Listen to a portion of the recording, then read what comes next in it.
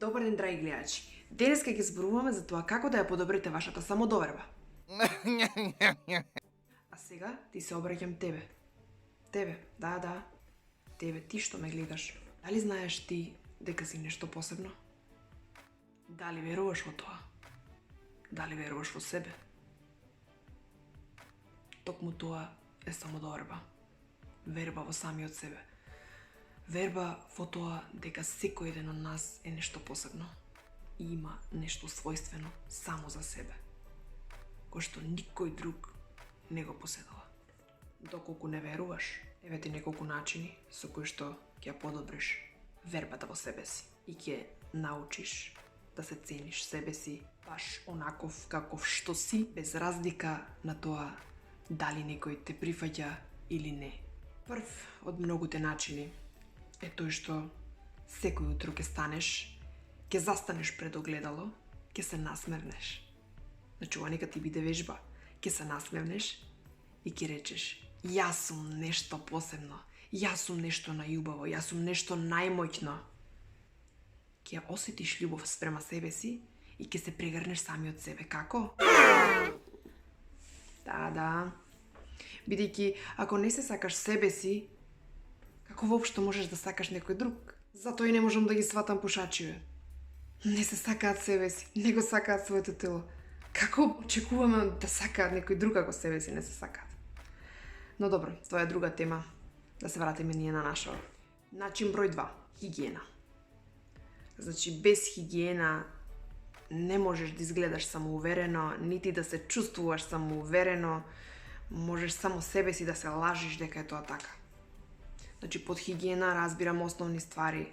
Миење заби, миење лице, миење раце, не само во период на вирус, туку секој божи ден, постојано. Освен тоа, по никој случај не смеш да излезеш со мрсна коса. Значи, тоа е најкатастрофалното нешто, косата да ти биде мрсна. Молим те, 5 минути имаш барем да посветиш на својата коса, на својата хигиена. И користи дезодоранс, жити Бога користи дезодоранс. Не уѓеш смрдат на мишки. Значи, среди се, исчешлај се, искапи се, женските, поднашминкај се, а и не мора доколку си задоволна со својот изглед, иако првенствено треба секогаш да си задоволна со себе си, онака како што си, како јас денеска, без грам шминка, така? И потоа ставај малтер на себе си колку сакаш. Немој жити се колку сакаш, ама немој колку сакаш, колку што треба, молим те. Облечи се и тоа немој тренерки. Заборави ги нив. Немој тренерки, значи немој тренерки после попат кога ќе излезеш да ти е страм, кога ќе се сретнеш со некој, кога ќе те види никаков несреден, значи среди се.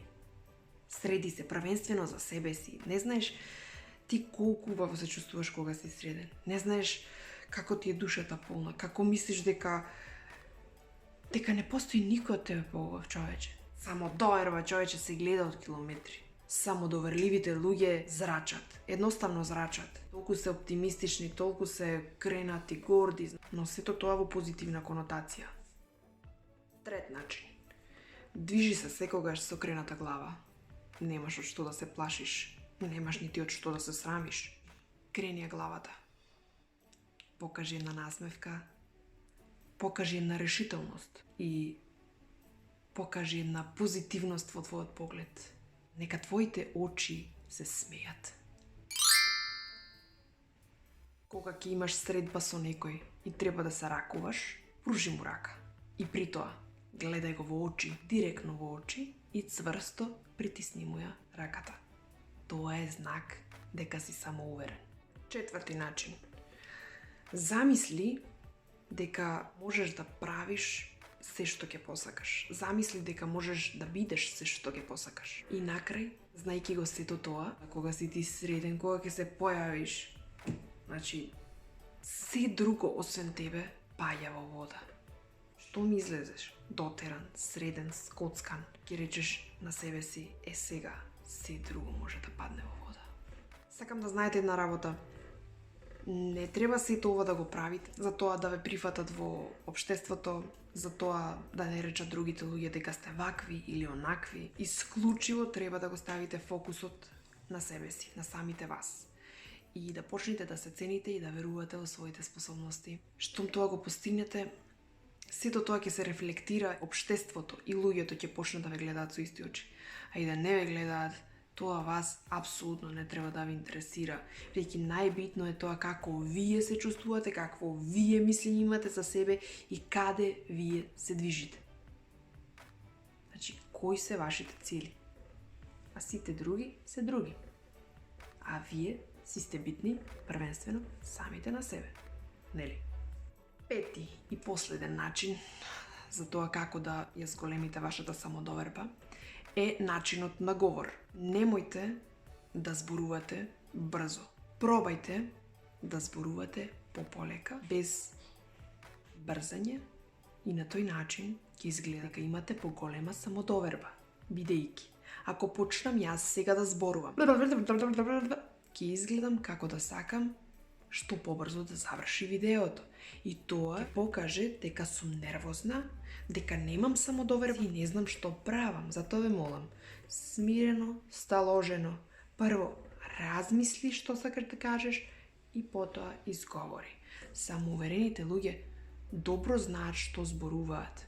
Никогаш не кажуваат збор само колку да се изрече, без при тоа да биде размислен. Размислете за ова. Ви посакувам сите овие методи и начини кои што ви ги изнесов да ви припомогнат во зголемувањето на вашата самодоверба, но најбитно од се е навистина да се сакате самите себе, да верувате во себе, бидете ми здрави и живи, чувајте ми се од оваа корона и уживајте во животот, што друго да ви кажам. Голем поздрав од мене и се гледаме во наредна прилика.